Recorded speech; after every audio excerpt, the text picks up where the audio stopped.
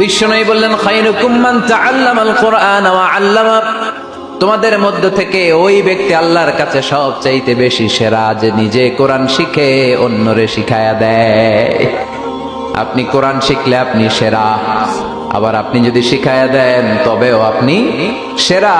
এজন্য কোরআন শিখানোর চেয়ে শ্রেষ্ঠ কাজ হয় না। আপনি যদি কাউরে শুধু সূরা ফাতিহাটা শিখান, কোন সূরা, ওই লোক যতবার জীবনে সূরা ফাতিহা পড়বে তার একটা পার্সেন্টেজ সওয়াব আমলনামায় আপনার আছে না নাই? আবার ওই লোক যদি কাউরে এই সূরা ফাতিহাটা শিখায়, আবার যারে শিখালে এ যদি আবার আরেকজনরে শিখায়, এভাবে যতজনকে শিখাবে প্রত্যেকের সওয়াব থেকে একটা পার্সেন্টেজ সওয়াব আপনার আমলনামায় দিয়ে দিবে কে? এজন্য কোরআন শিখবো, শিখাবো, শিখবো, শিখাবো। যারা কোরআন জানি না, কোরআন জেনে মরবো। No excuse will be granted that day. সেদিন কোনো অজুহাত আল্লাহ গ্রহণ করবে না। সব পারো, কোরআন পারো না কেন? সবই তো পারো।